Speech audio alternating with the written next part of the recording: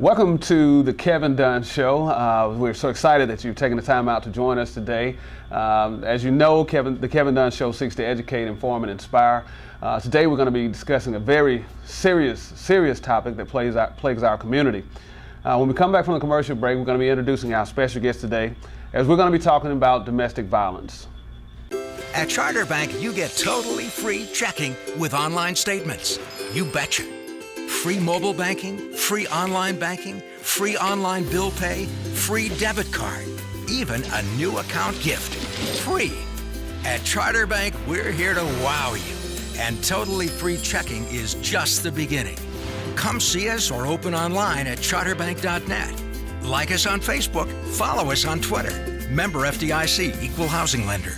Choosing a new home can be one of the most difficult decisions of your life, whether the choice is for you or a loved one. Poplar Creek specializes in intimate, individual, personal care for each resident through a staff that knows each resident personally. Poplar Creek is a senior living community specializing in senior living and memory care. Dining is always a relaxing event in their beautiful dining area where they provide full table service. Enjoy a full list of amenities, including a beautiful outside walking area and a beauty and barber salon. Make the right choice. Make Poplar Creek your new home. Welcome back to the Kevin Dunn Show. Our special guest today is Michele Bedingfield. Hi, Kevin. How are you doing today? Doing well, thank you. Hope you are. Doing great.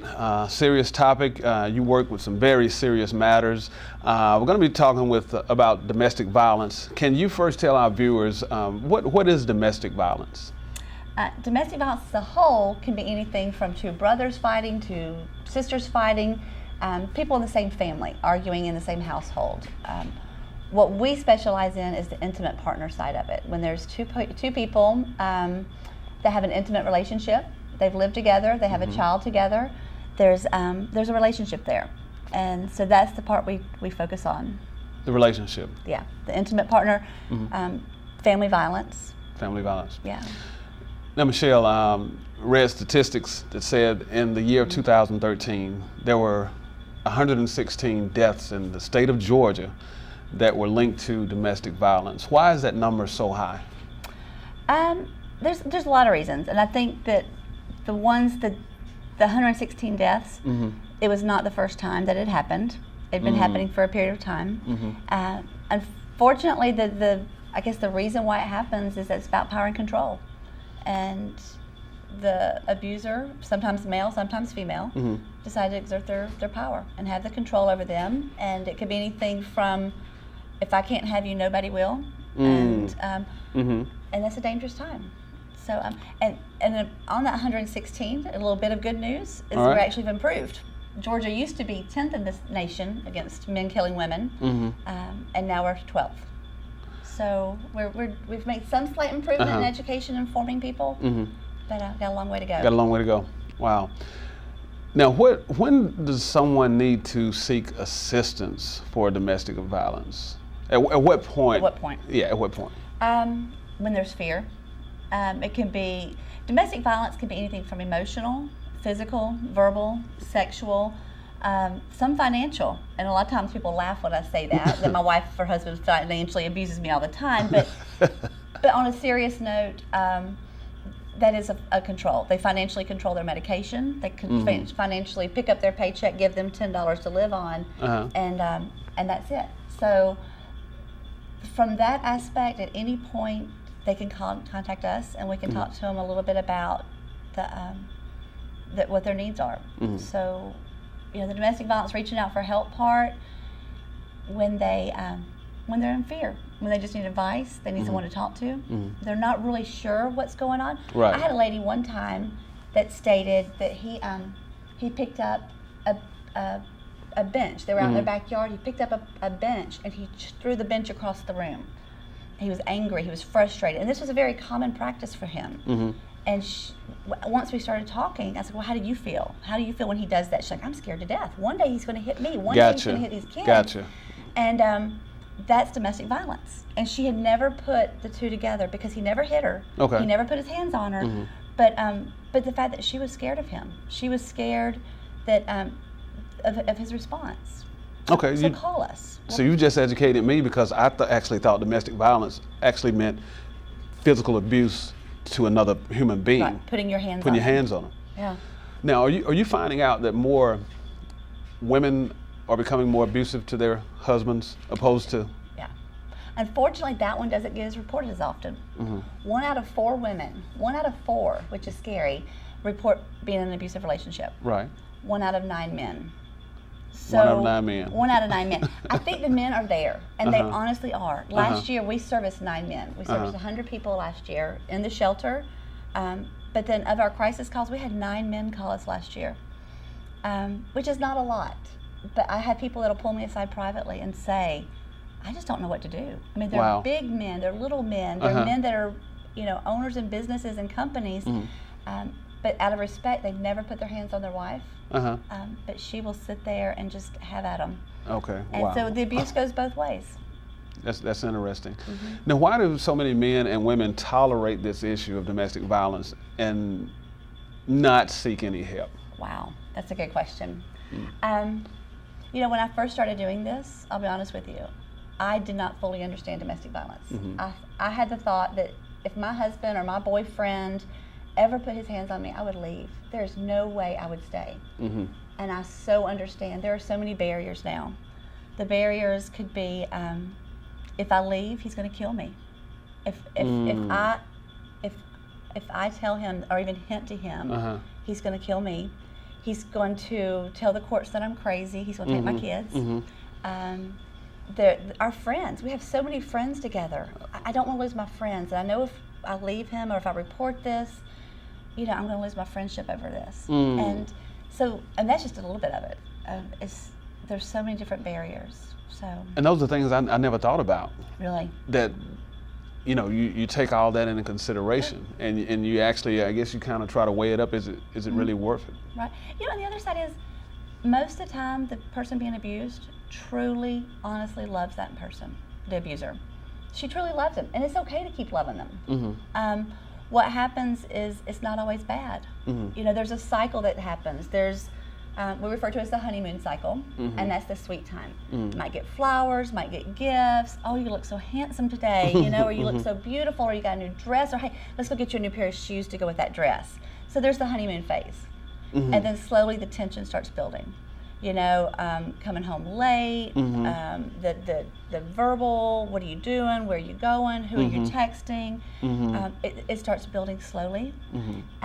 Once after the tension, that's a lot of times when I've had women say, I'll purposely go ahead and push that last button just to get the tension over, because living in that tension of not knowing when the violence is going to happen, so she'll go ahead and just purposely push that last button just to get it over with, just to get the episode or the violence done, because she knows once the violence is over, it's going to be okay. That if she survives it, then everything's going to be all right again. And it may not happen but once or twice a year. Some people think domestic violence happens on a weekly basis. For some people it may. Okay. For a lot of women, it's only 2, 3, 4 times a year. 2, which is too many. So that's considered. Yeah. Is there like a certain phase of domestic violence? Do you classify domestic violence in phase, or it just is what it is? It is what it is. It is what it is. Yeah. Okay. Yeah. Now, going back to the love part, what you just said a few minutes ago, I've heard women talk to other women in the past, and they would say, well, girl, why do you let him continually, beat on you like that? And the woman's response would be, because he loves me. Oh, yeah. What would you say to that response? Love doesn't hurt. If he truly loves you, love's not going to hurt. It's not going to leave the bruises. It's not going to tell you what to wear, when you need to wear it, what time you need to be home. Love doesn't control you like that. Love doesn't want to change the person you are. Love is going to build you up. It's going to encourage you. It's going to take the qualities and characteristics that you have and accentuate those. It's not going to try to change you into the person you want them to be. And that's actually scripture where it says love is patient, love is kind, Absolutely. and love is true to what love is. Right. Wow. Now, with people, we'll say men. Okay. So, are you saying that a man can only, well, I won't say can only, but is he already abusive before he gets married? Are those tendencies already in him, and then, once he's married, the stuff can be pulled out of him, or? I don't know. I don't know the right answer to that. I think every relationship's going to be different. For some women, I've heard them say the abuse didn't start till I became pregnant. For other women, it didn't start till after I graduated college and I started working. For some women, I saw it when I was dating him. I just didn't realize it. There was one where she was getting into the car, and they had just been arguing over something, and the car door shut, and it hurt her arm. Wow. It fractured her arm a little bit. I'm sorry, I didn't mean to do that. I didn't know your arm was still in the door. But in the back of the mind, she said, I wondered if I was, looking back on it, I see the little accidents and things that happened, and it was just his little way of saying, I can get to you. So there's not a right or wrong. Abuse can happen at any point during a relationship. And lifestyle changes. If your finances change, if kids come into the home, kids go out of the home, you move, you lose a job, you gain a job, any of that can be factors that can contribute. But domestic violence is a choice. It's a choice. Yeah. And we were talking backstage, and basically you were saying it's just a control factor. It's all about power and control, having control over someone else. And again, that's the most dangerous time, is when someone loses that power. So the female or the male may become more financially stable, so therefore they're not as dependent. So there's a power and control. They may have new friends in their life. They may start losing weight, gaining weight. Whatever reason could contribute to the power shifting, then the perpetrator does not have as much control, and they're going to gain it. They've got to be in control at all times. And when they don't have that control, that's when the violence. And I actually think too, if the abusive person is involved with drugs or alcohol, I'm thinking that's just like pouring gasoline on a fire that's already burning. It is.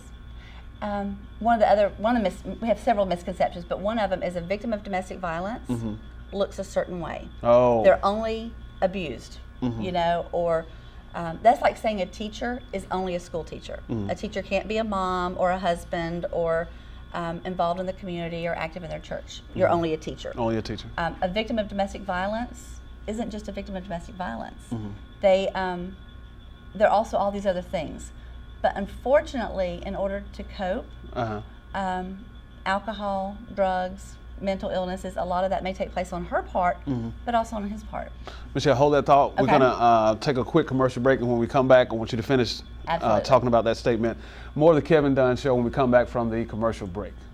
You have pain, we have solutions. Total Healthcare of LaGrange Joint Restoration Program specializes in providing electrical stimulation and injections to get rid of your knee and shoulder pain. Total Healthcare's injections helps and repair ligaments, taking away all of your knee pain within 5 to 7 weeks. We offer special braces and supports to assist you, and we are now accepting Medicare with payment plans as low as $20 per month. If your joints need lubricating and you desire to regain mobility of your knee free of pain, Total Healthcare can make you new all over again. Life in the country is a conscious choice. And with that choice comes hard work, attention to detail, and investing in the right tools to keep your home or farm at its best. So why choose anything but the very best zero turns on the market today? Exmark. Known for their durability, precision cut, and time-saving performance, Exmarks are the preferred brand of mowing equipment for the landscape professional and people like you who take pride in their lawn. For special pricing incentives, visit exmark.com or your local dealer. It's a below invoice truck event at the all-new Opelika Chrysler Dodge Jeep Ram and Opelika Ford. Just 25 minutes from Columbus. Brand new trucks $6,000 below invoice. Plus pre-owned trucks up to 50% off original list. Four-wheel drive, two-wheel drive, new, pre-owned, and even lifted trucks. We are your Rocky Ridge headquarters. All the accessories you need to lift, lower, and load up. 10 acres, 1,000 vehicles. Folks, you've just got to see this place. The below invoice truck event at the all-new Opelika Chrysler Dodge Jeep Ram and Opelika Ford. Welcome back to the Kevin Dunn Show. Our special guest today is Michele Bedingfield, and we're discussing the seriousness of domestic violence. And before the commercial break, Michele was sharing with us. I actually asked the question as far as the perpetrator, the abusive one, taking drugs and alcohol. You know, could that escalate the situation? And you were actually sharing about from the victim's perspective as far as the drugs and alcohol. Can you finish that statement there? I will. All right. Alcohol from an abuser's point of view is common. And one of the quizzes we give when I first do presentations, a lot of times I'll ask the question, does alcohol or drugs cause the abuser to abuse? And it's amazing how many people think yes. And that is false. That is false. They do not do that. Alcohol is a contributor. It, just like in anything, it alters the choices you make, it alters the decisions you make. Drugs can lessen the feelings, so it affects your decision making. DUIs, all that's impacted by it. But an abuser is going to abuse. The difference between anger management and domestic violence a lot of times is people that are in domestic violence, they can control that anger. Okay. And anger management is someone that walks into the convenience store, the clerk doesn't have the right items, or the line's too long, or it's not moving fast enough, and they just explode. They can't control that anger. They lose their temper. Domestic violence is thought. It's a pattern. It's very, I don't want to use the word precise. That's not the right word I'm thinking of. But there could be a look across the room. So they might be at a party, he might be drinking, she's talking to someone, there might be a look that he just gives her. And she knows at that point that she needs to come over there and stand with him. She's too far away, she's not talking to the right people. But because he's been drinking, it's going to escalate it. So yes, alcohol and drugs definitely increase it. You made an interesting point, which kind of leads me into my next question as far as reoccurring domestic violence. And I know you're not a mental health expert. Then again, you probably are. I don't know. No. Would you say that domestic violence is a mental issue, or can people really control their behavior? I wish I knew 100% answer to that. I can tell you what I've experienced. I have seen women and talked to them that say, I was all right. I was healthy. We had a healthy relationship. But as the relationship changed, the mental illness I became depressed. I became very anxious. I became moody. So I went on medication. Okay. And then the abuse starts. Other women, they're already being physically abused. And so they take medication for whatever reason. The depression and the anxiety set in after that. So I don't know which comes first and which comes after it. It can vary. But I do know that oftentimes an abuser will tell a woman that she's crazy. You're crazy. There's no way. You're nuts. I need to get you to a doctor. I need to get you on some medication. And he'll convince her, or she'll convince him, it can go both ways, that they're mentally crazy. And that, or they're depressed, or that you're nervous, or we need to get you something for that anxiety. That pain in your back, that's not normal. Let me get you on some pain medication. And then they'll use pain medications or prescriptions to control them, making them believe that they honestly have a mental illness. So it's unfortunate. Wow. So, but there are experts out there that can tell you a lot more about the reason behind it. I do know that there is trauma. There's trauma. Yeah, from the domestic violence, the women and the children involved experience trauma. And trauma definitely triggers some emotions and some feelings that are not always healthy. So like you and I'm sure you know enough about mental illnesses. It's just like diabetes. It can be treated. It can be taken care of. It's something that with the right help, it can come out. That's good. Okay. We've discussed a lot about domestic violence. Now we're going to talk about there's a shelter that specializes called the Harmony House, and you are the executive director of the Harmony House. I am. So tell us a little bit, Michele, about the Harmony House. Harmony House. Is Harmony Yep. or Harmony? Okay. Harmony House, Okay. that's it. Harmony All right. House Domestic Violence Shelter. We are a confidential location. We are a 24-hour shelter. I'm going to tell you the number, so I'm going to get a pen if you need the phone number, and then I'll say it again maybe near the end of the show if that's okay. That's great. All That's right. great. But the phone number is 706-885-1525. It's a 24-hour number. I have a wait staff there 24 hours a day if you need someone to talk to. So, but Harmony House is a shelter. We have everything from the women come in right from the hospital with nothing but the clothes they have on, and we're going to help them. We have women that call that hotline number that I just gave, and we have safety planning. We have a planned exit. We have a way to get the stuff together. We can talk with them at any point during the day. Okay. And then if needed, bring them into the shelter. Another component that we have, a lot of people don't know, and this is really important, is you don't have to come to the shelter to get our services. If you just want someone to talk to, if something today that we've talked about triggers, it's like, oh my gosh, that's my next door neighbor, or that's my daughter, or that's my friend. If they just want someone to talk to, they can call. And I have one full-time advocate named Beverly, and Beverly can meet with them at a place that they feels comfortable, and we can just talk. It's called a community outreach program, and we just work with people in the community. Because leaving is not always the right choice. I know that sounds different. Right. But sometimes it's safer for her to stay, and Beverly can help figure out a way to do some safety planning to make sure that services are still available. Wow, what a difficult position to be in, where you actually have to stay. And when you were sharing that with me backstage, I never really thought about that. That's, it's safer to stay For some women. for some women. Yeah. Now, Michele, what is the biggest misconception about your shelter or shelters of this magnitude? A couple. One is that because we're called domestic violence shelter, a big misconception is that you have to come to the shelter to get our services. Okay. And as I just mentioned, you don't have to come to the shelter. We can meet you somewhere. We can have a whole assistance program just for that. Another big misconception that we have is that we only service women. As I mentioned earlier, men are victims of domestic violence, so we do service men.